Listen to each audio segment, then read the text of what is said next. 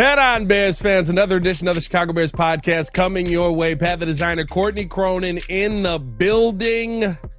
We got a lot of injuries to talk about here on today's episode. Jaylon Johnson banged up, and it could be a lot more serious per Courtney Cronin, and Jordan Schultz getting on that as well. We got to talk about that. TJ Edwards and Kyler Gordon not looking in a good spot right now. When will we see them return to the field, and what kind of impact is this truly going to have on this Chicago Bears team moving forward? We'll talk about all of that and more on today's episode of the Chicago Bears podcast. Hit that like button, subscribe to the page, leave a 5-star review. If you're listening on the podcast side, y'all know what to do. Today's episode, of course, is brought to you by the Advantage Dealer Group. Find your next Chevy, Toyota, or Acura and drive off in under 60 minutes, or they'll make your first car payment. Also brought to you by the Hard Rock Casino in Northern Indiana, Las Vegas style gaming, just 30 minutes from Soldier Field, exit 6 I-80 94. Courtney, the struggles continue to get worse and worse for the Bears as this season starts, and Ben Johnson's job is not made any easier, as you reported this yesterday and was picked up by Adam Schefter. Jaylon Johnson out indefinitely. We saw Jordan Schultz say that it could be a season-ending injury. This is a tough blow coming off of a 31-point loss to the Detroit Lions. Yeah, and it's unfortunate the timing of not only Jaylon Johnson, TJ Edwards goes down in the game, Kyler Gordon hasn't been out there, at least with Gordon and with Edwards. We know that they are both dealing with injuries that are now considered week to week. It's not good news, but at least there's some clarity there. With Jaylon Johnson, there's, this uncertainty, and what our reporting is that, he's out indefinitely because they're not sure. Is he going to need surgery to have this injury healed up? And obviously there's the groin injury. Ben Johnson said there's a new injury in addition to that he's dealing with. So it sounds like it's something related to the core area. A lot of times in checking in on this with different sources yesterday, like a lot of people have just been speculating on like the severity of it, but like league sources who deal with this stuff regularly, sometimes surgery told me it's like sometimes your surgery is your best option if you want it to heal properly. And I tend to think that just given the tenor of this, the Bears are trying to wait this thing out a couple days before determining how long he's going to go on IR for. And what the course of action is going to be. Because if he needs surgery, that's a season-ending injury. He's done. You'll see him in 2026. And what a blow for somebody who is such a critical part of your secondary. The secondary was supposed to be the strength of this team, and for a while it felt like, okay, the timeline here, they can ride this thing out. They just have to get through training camp and Jaylon will be back. Okay, Jaylon misses week 1. Kyler misses week 1. Jaylon comes back week 2. Did he rush it? Did he not? Like all of these questions that just don't have answers right now. But the biggest answer you have is that you're looking for Nahshon Wright to be your number 1 cornerback right now in this defense. Like that's not a scenario that any Bears fan or anybody in that building would have expected that they were going to be dealing with at this point of the season going into week 3. It's unfortunate because the defense has so many issues right now. They can't pressure quarterbacks to save their lives. They're really struggling in the points allowed category. They're 32nd in scoring defense, but even when they get the pass rush fixed, if it happens, however it happens, you're still not at full strength with the guys that you're expecting to cover on the back end. And that's a significant blow to a unit that was supposed to be the spine for this team, to be the backbone, to carry the Bears along as they figured it out on offense. And that doesn't look promising that that's going to be the case. Listen, I'm going to try and remain a lot calmer than me and Shay were on yesterday's episode, but this truly does point back to building the team backwards like Ryan Poles did. I mean, you invested a lot in your DB unit. We felt like that was a strength of this team, but we've talked about for how long now, Courtney, that the defensive line is something where, you invested, you go out and get Grady Jarrett, you draft Shamar Turner, who's not available and is not able to go out there and play on game day. You've got a lot of hope. I believe it's $34 million or $36 million in your 2 edges in Dio Odangbo and Montez Sweat, and neither of them are able to get more than a sack in 2 weeks. Like that is a problem right now for this team. And the fact that you can't pressure, listen, we're going to sit here and talk about, how bad Tyreek Stevenson looked in moments and how Nahshon Wright looks like he's also clearly a number 2 DB. Mm-hmm. It doesn't matter if you can't get to the quarterback, and Jared Goff was able to sit back there and make a sandwich, basically, like you're putting these DBs in incredibly difficult situations when you build a team this way, where the Bears yet again aren't able to generate enough of a pass rush on a team that seemed like they were allowing pass rush left and right. Now, Michael Parsons makes a big difference in that, but it seemed like the floodgates were open, Courtney, in the middle of that defense just a week before. That second week seemed like they certainly shored things up versus the Chicago Bears. And even when the Bears did get pressure on Jared Goff, his numbers were better. Completion percentage, yards per attempt certainly went up. And I know that's probably, that's schemed that way to be able to create some explosive pass plays. But, it was such a poor effort to try to affect the quarterback. You don't come away with any sacks. You come away with a limited number of quarterback hits. You have 9 quarterback hits through 2 games, 3 sacks in the first game. It's not trending in the direction that you were sold it was going to go in as a Bears fan, because you hear Dennis Allen, attacking defense, 9th best pressure rate in the NFL for the last 5 seasons, 6th best pressure rate since the time he became the Saints defensive coordinator. So the question becomes, is it the coaching? Is it the scheme? Or do you just not have the right players to fit this? And here's the cop-out I don't want to hear from anybody. Like, you have too much talent on this defense to be this bad. That is... I don't want to hear, oh, well, they're not talented enough. They don't have the right players. Dio Dangbo is still a young player and they're trying to figure it out. Absolutely not. Absolutely not. That is an excuse that is null and void. It does not permeate here. Fifth highest paid defense, Courtney. You paid Montez Sweat $24.5 million to be your primary pass rusher. And I know that he's been dealing with some double teams. I have the numbers on those. They are not as high as they're selling them to be on the Chicago Bears coaching staff right now. He's not affecting the game the way that you expect somebody like that to. And I think the falling short of expectations right now, and what Ben Johnson said yesterday, if you want to do a little reading between the lines, when he said, I brought Dennis Allen in here for a reason. I don't think it's, I brought Dennis Allen in here for a reason. Go coach it's on you, Dennis Allen, go coach the players. To me, I read that as, I brought Dennis Allen in here for a reason. The players are the ones not performing right now. And I know that he was trying to soften the blow on Montez Sweat a little bit, not put everything on his shoulders. But really, if you look at the numbers, it's inexcusable, the level of play that you're getting from your pass rush when you just spent a ton of money on Dio Dangbo, on Grady Jarrett in the first the first wave of free agency. Those were big dollars that they doled out. They've spent a 3rd round pick on Shamar Turner. Where has he been? He's been a healthy scratch the last 2 games. None of your current acquisitions versus some of your bigger name acquisitions. Jervon Dexter, quiet start to the season. You spend a 2nd round pick on him. Montez Sweat, we've obviously been through that. Whatever it is, the formula is not working. And I honestly think it's a player acquisition thing and a player performance thing more than it is coaching. Because Dennis Allen in this scheme has gotten a significant return on his pass rush. And it's just not happening here through 2 games. Yeah, no, it's a major problem. None of me and Shay had kind of a field day going through the draft picks. Like, you've barely picked defensive line players. The ones that you have picked, one of them's not even on your team anymore. Like, your 3rd round pick and Zach Pickens doesn't play here anymore, and found another spot in the league. He's on a practice squad somewhere. Did he end up getting on a practice squad? Like, but that's an indictment. Like, you got a guy that can't even make a team that you've been developing for 3 years on a practice squad right now. Shamar Turner, listen, I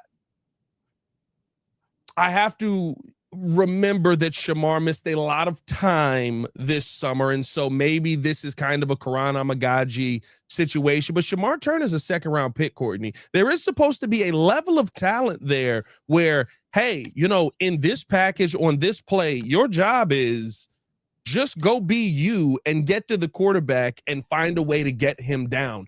Good players find their way onto the field no matter what.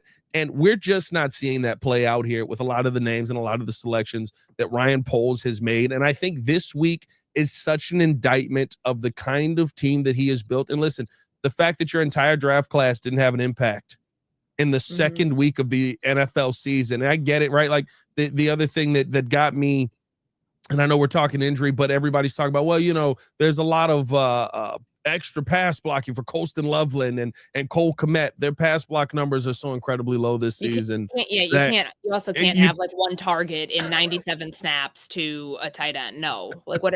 That's an excuse. I don't like excuses. That's a big one. That it's diabolical. And so there is a feeling that, and I don't even know if it's that you don't have talent, but that you're not.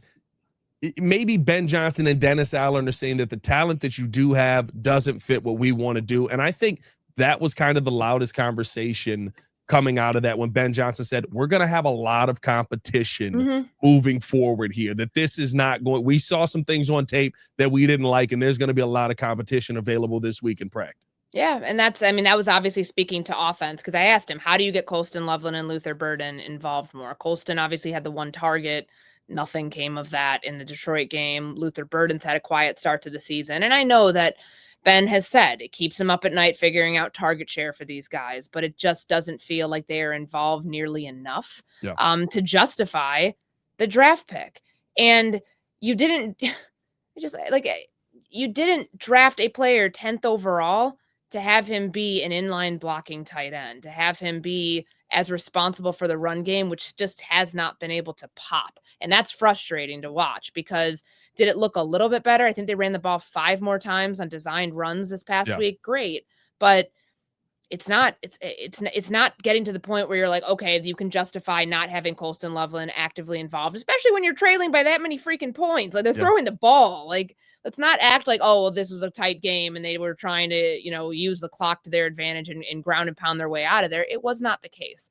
So I think that when Ben said that extends to certainly to offense. Maybe that's a message being sent towards, the rookies. Some people, I think, perceive that as a message being sent towards DJ Moore.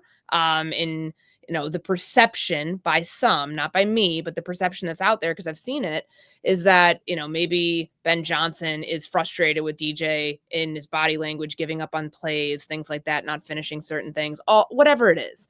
But I also tend to think that when he said the competition element, that extends to defense too, even though it was not a question specifically addressed to the defense.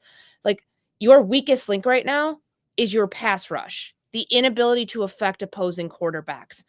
So I don't care if you make $24.5 million like Montez Sweat, or if you're Chris Williams, who was traded here for a 7th round pick and doesn't make that much money. I don't care if you're Shamar Turner, a rookie, or Andrew Billings, somebody who's been around the block for a while and, is somebody that the Bears very much like, but, plays a position on the interior where he hasn't been very effective. Like, everybody up there should be on notice, because nothing is working right now. And when nothing's working, you have to figure out what you're doing is wrong, and you've got to find a way to work around that.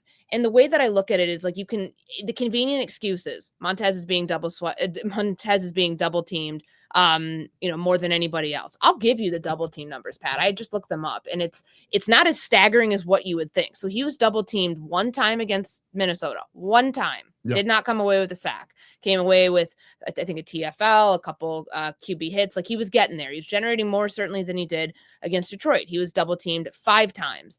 But these numbers are not like, oh, wow, Montez has it harder than anybody else in the NFL right now. That's a false narrative if that's what's being perceived out there. So his double team numbers through 2 games, 19.4% of his pass rush attempts have come against double teams. That's 92nd out of 133rd players with at least 30 pass rushes. He's being paid like a top 10 defensive end right now. Yeah. All of that aside, it shows you a couple different things. You need more from Montez. I know that he had the sack, it got negated. It would have been a really good play, because that would have pushed them in 3rd down back into their own territory. But the penalty on Tyreek Stevenson for illegal content and the offsetting penalty, whatever it was with Detroit, killed that. It was 2nd and whatever again, and from the touchdown 47. happens the next play. Yeah, not great.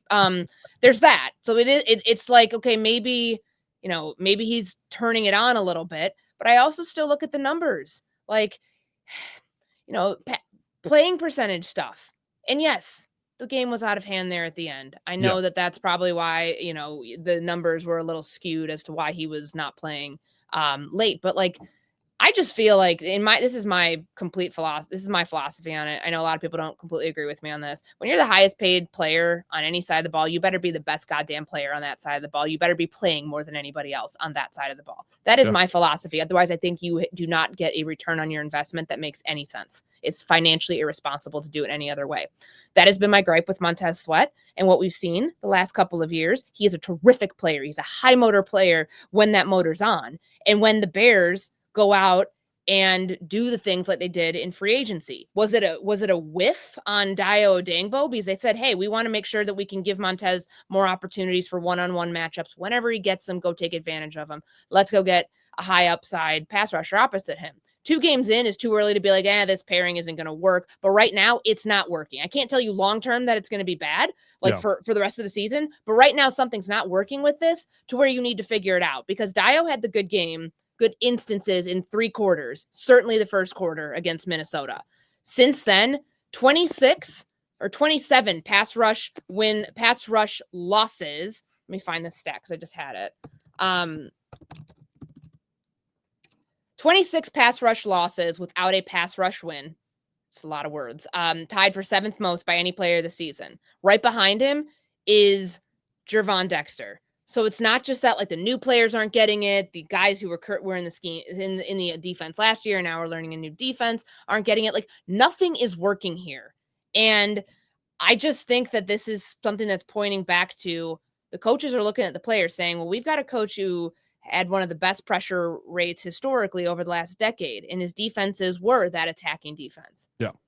We're installing that same thing here. Why isn't it working? I think they're looking at the players for that. Yeah, and listen, again, it's concerning to see early on. There's a lot of season left. This could all change. Your roof's got more layers than a conspiracy podcast. Is that a sandwich wrapper? Ah, yes. Vintage 1988. It really builds character. Avondale Roofing. Inspect smarter, dig deeper, and get to the core of your roof's health. Now you've got all of this information, all of these numbers, all of these things that are saying, I think, when the biggest thing for me when he was talking about the competition, Courtney, was when taking a look at some of the EPA per play, the thing that Ben Johnson loves, some of the numbers before contact, the Chicago Bears offensive line that has struggled, by the way, is first in creating 1.89 yards before contact per attempt right now. Their EPA per rush is 31st in the NFL. Their successful run rate right now is 24%, which is 32nd in the NFL.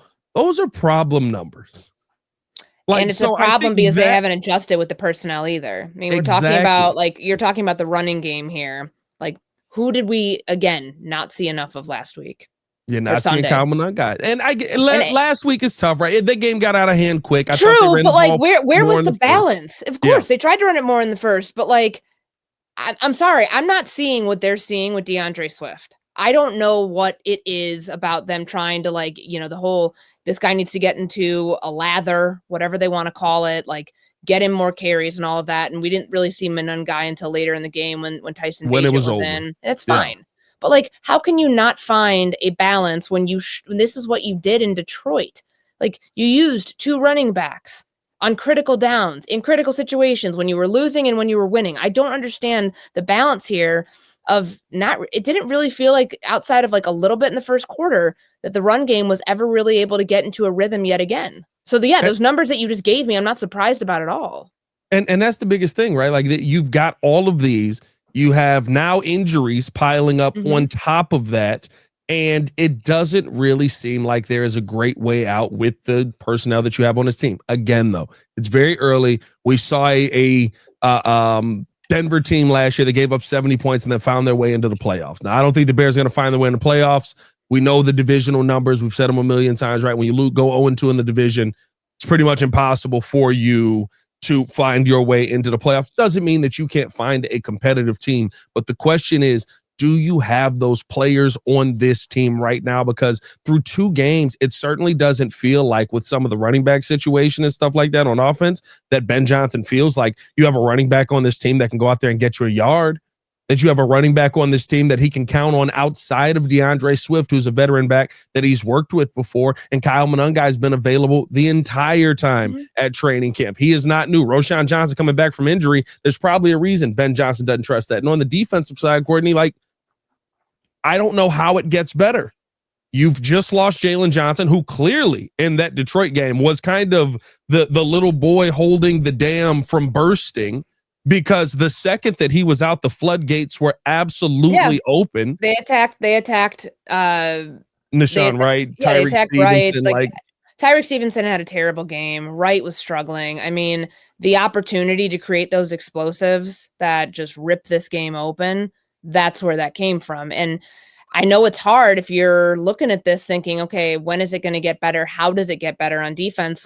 And Dallas just put up 40 points in an overtime win. Like, they're explosive too. Like, CeeDee Lamb's excited coming in this week. Yeah, I would be too. And I think that this is more than just the revenge game angle of Matt Eberflus coming here. He knows Caleb Williams. He knows probably how best to stop him, or at least like on paper how that would work. I don't think Dallas's game plan, after watching their tape back the other day, I don't think their game plan I thought it was kind of all over the place, honestly, against the Giants. But like, I tend to think that this offense and what Dallas is set up to do this year, knowing that their defense is without Micah Parsons and, you know, it's being coordinated by Flus, they're going to have to get in the shootouts to win.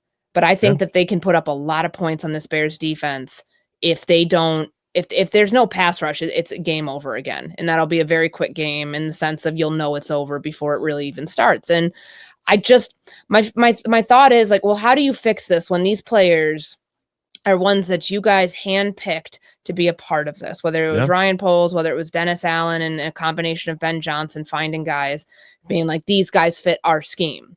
Dennis Allen was hired before they made the draft picks, before they made the picks in free agency, before they traded for anybody, whatever. Like, you thought these guys fit. If they don't fit, what is it? And can you adjust around that? I don't know what the answer is there, because it's pretty alarming how bad it looked. Like, even under Flus, Pat, they never looked that bad. They got like laughed out of the building bad because they just let Jared Goff had all the time to throw. You're letting Jamison Williams have 2 receptions of 40 plus yards. Amon-Ra St. Brown, all the explosives. I know people like to say, oh, the secondary doesn't do their job. Well, how are they going to do their job when the whole idea of rush and cover, you know, that doesn't exist right now in Chicago? Yeah.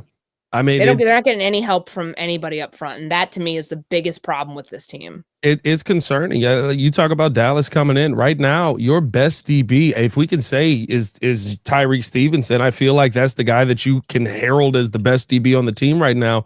Quarterbacks are having a 158.3 passer rating when targeting him. It's a perfect Courtney, passer rating. That's perfect. You can't get any better. Dak Prescott's an MVP candidate. Whenever every year that he comes in and plays the way that we're seeing him play right now, he's going to be able to take advantage of what Tyreek Stevenson is doing right now early on in the season. And again, I understand it's early, but like, are we at a point, Courtney, where because of the injuries, because you got guys banged up, like you said, TJ Edwards, he's going to be week to week now. Kyler Gordon, he's going to be week to week. I would assume probably not till the bye. Are we going to have to go out and possibly try and sign guys off of the street to come in and play DB on this team? Not great options for you. You got James Bradbury, who's 32. You got Kendall Fuller, who I guess, we complete the cycle of both Fullers playing for this team. Stephon Gilmore's out there. Like, you don't have great options, but you also don't have DB options really on this team anymore. Zay Frazier is out for the season. Terrell Smith out for the season. Jaylon Johnson possibly out for the season. Like, the numbers aren't in your favor in the DB room right now. No, and I just like, if this whole thing goes down this way, like, and if Jaylon, what the worst case scenario comes true, he's out for the year. And if Kyler ends up missing a couple more weeks, or if he, if he gets re-aggravated, because this was a re-aggravation thing. Like, Jaylon clearly, I know he felt like he wanted to be out there. Same thing with TJ Edwards. I think a question that has to be asked, and it's not an attack on anybody before I get to your answer your point, but like, a lot of the soft tissue injuries that have been popping up, it makes you question, is there something like that's just not clicking with what they're doing in terms of the rehab process, the practicing, all of it? Because the rash of soft tissue injuries that they have, and some that have been long, long stretches. Sometimes these things happen. It's football, but also, is there something in the rehab process that needs to be tweaked? And I'm not a doctor. I'm not a trainer. I don't know those things, but it is a question that I have. And I think a lot of fans have right now, because you're seeing these things. All right, he's fine. And now he's not. I know that the nature of these injuries, they're tricky. They keep popping up. That's why I kept saying to people, this Kyler Gordon thing after the Miami week, be wary of it. This is a guy who had a hamstring injury last year against the Jacksonville Jaguars, and it cost him several games beyond that. This is not something that you take for granted with a player who has dealt with this before, and the risk of re-injury once you have it, and now he's got it.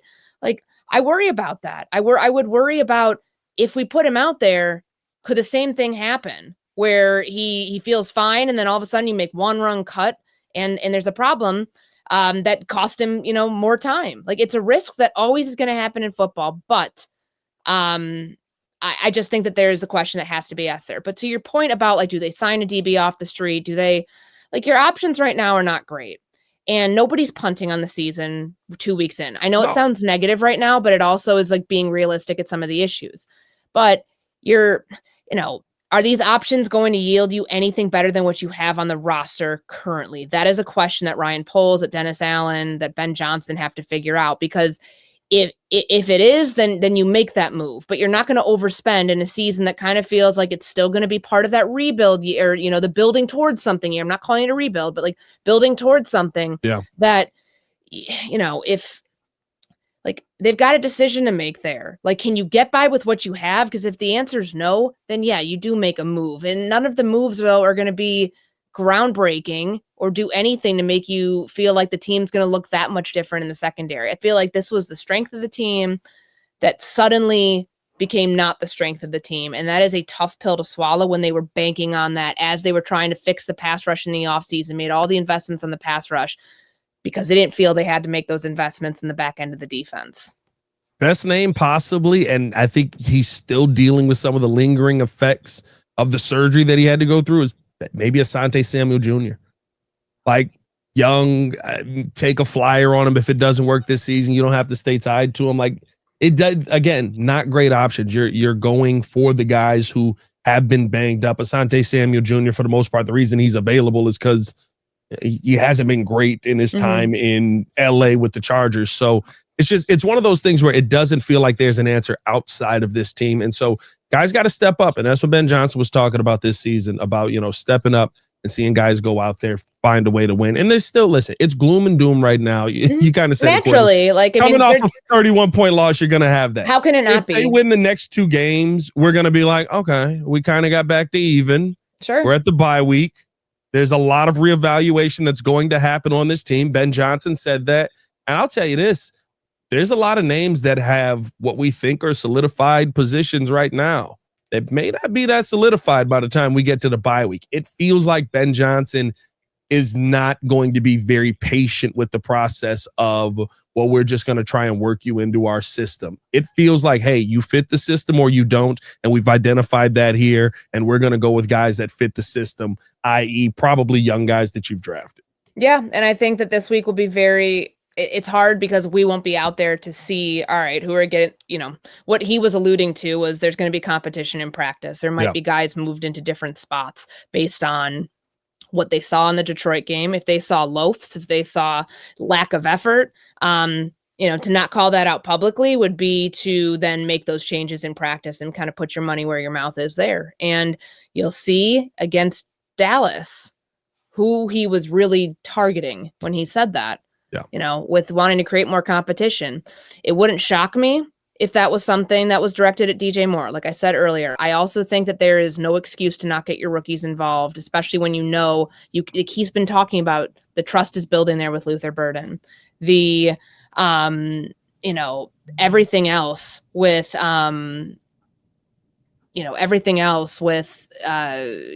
Loveland and the tight end position itself, but specifically with Colston Loveland. No way. Like, I don't buy that there's like not an opportunity to get a top 10 pick involved, especially when you've been so excited about this top 10 pick for a long time. Listen, I don't buy that your entire draft class doesn't make an impact. that's mind blowing to me, Courtney.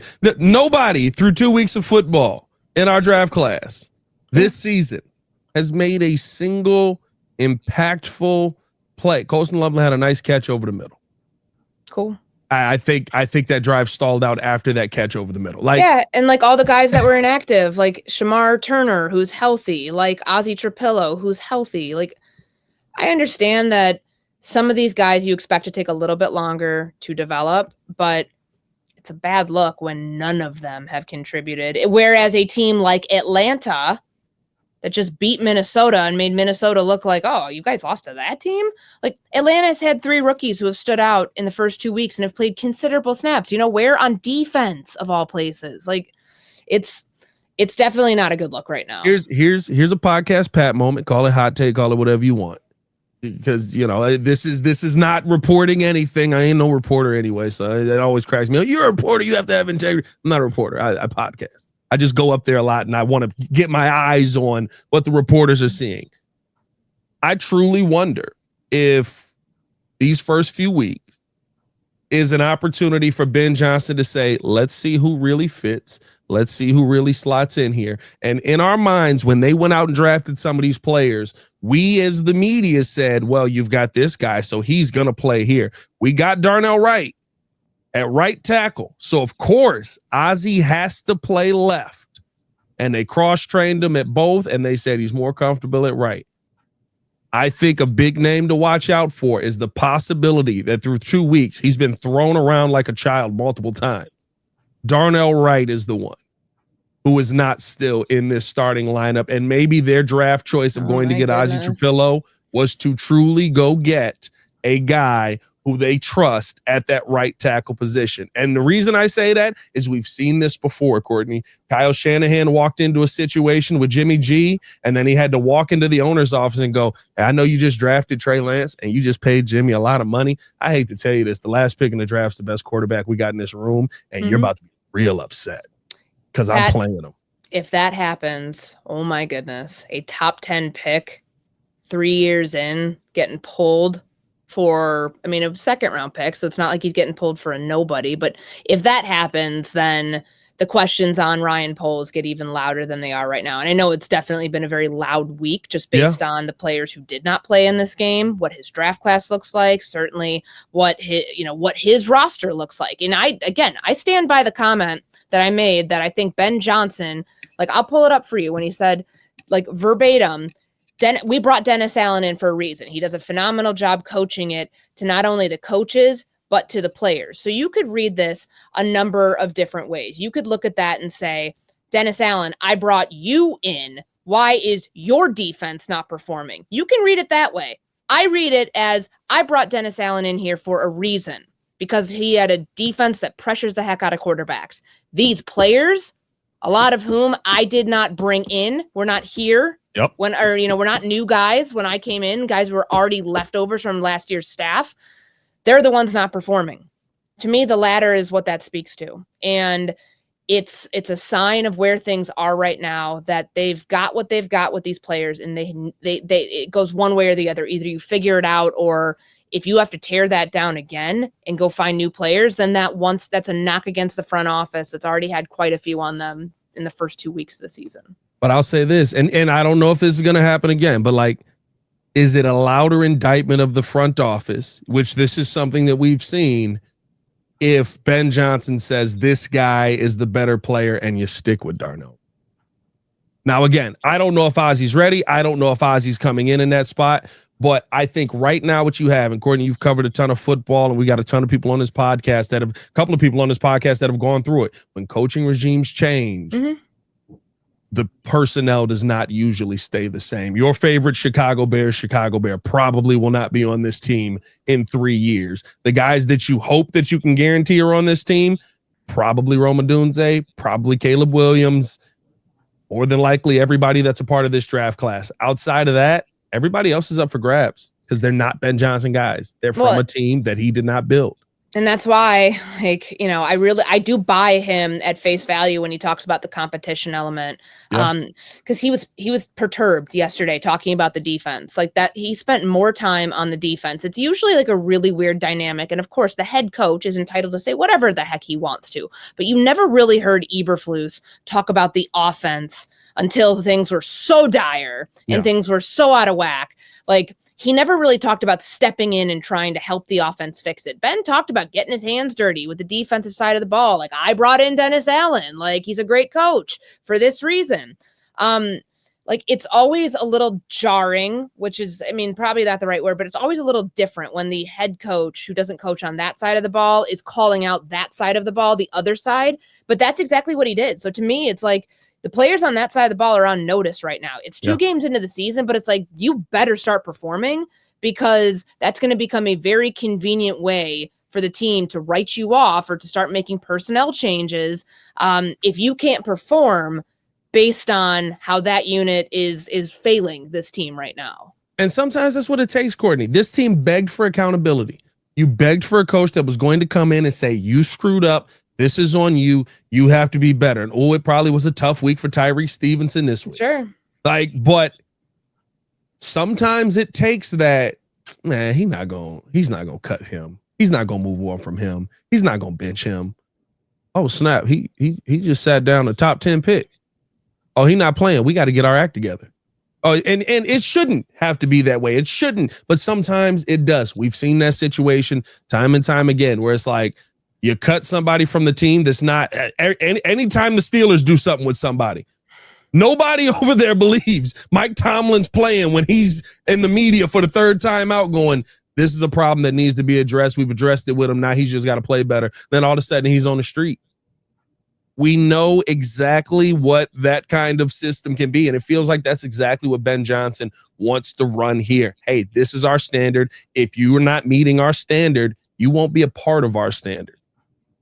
And I don't think it's going to be, hey, when we get to the offseason, changes are going to be made. I think by the time we're playing Washington, we may see some new faces on this field getting a ton of opportunity. I mean, it's a perfect time, too, because you have the bye week to assess. I know that a lot of people looked at that and said, week 5 is a little early. I think week 5 is the perfect time for a team like this. It's the best for where the offense is right now, certainly where the defense is, because we've made so much about Ben Johnson in the offense and Caleb Williams, his development, but overshadowing all of that through the first 2 weeks, the defense let them down. Special teams let them down in week 1. Like, those are areas that have the same sort of concern about, are the right guys playing right now, than I think any other unit on this team. And that's, week 6, it seems like it's, we're in week 3, we're halfway there.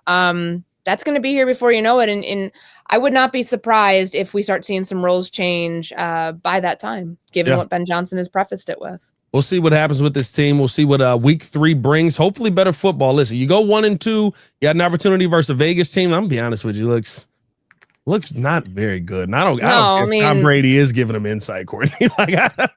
Yeah, that's a whole. I'm very interested to see how Ben Johnson approaches that tomorrow. Is that bothering you? Like, it seems to bother everyone. I'm not bothered by it. Because it's not technically breaking any rules. I get that, but like, this is somebody who has a way of understanding, like, his knowledge of the game, being the greatest quarterback of all time. I get why Chip Kelly, what they were talking about on the broadcast yesterday, like, he talks to him 3 times a week. That's wonderful. But it's one thing to be sitting in the coach's box on the headset. You're a minority owner. You're not Mark Davis doing that.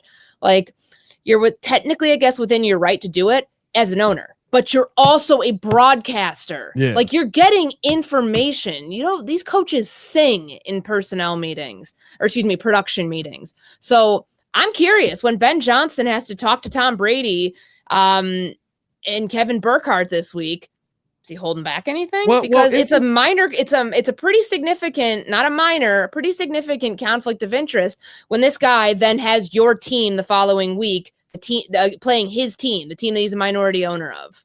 Isn't that the thing, though? Like, he can't sit in production meetings. He can't go in the locker room. He can't talk to. I thought that was the rules set in place so that he could do this. So the only thing that Tom's really getting is, like, everybody's like, he's getting the all 22 view of everything with replay. And I'm like, He's Tom Brady. He gets the all-22 of every team anyway. You think he doesn't know how to pick apart a defense? It's just not a good look. It's a bad look. Look-wise, I get it. But like we need to know what the rules are then, because there is like the whole thing about him being on the broadcast. As an owner, you're not really allowed to criticize the officials. Well, you're on a broadcast. Like you got to be able to call it how you see it. So that's number one. And he has done that. That's also in place. He's not allowed to criticize the official. He's definitely been like, the officials got to be better there. It's a murky situation. I'm not really sure like why he'd want to put himself in that spot to begin with, but very curious to see, does Ben Johnson want to hold back from any of this stuff at all when he talks to him?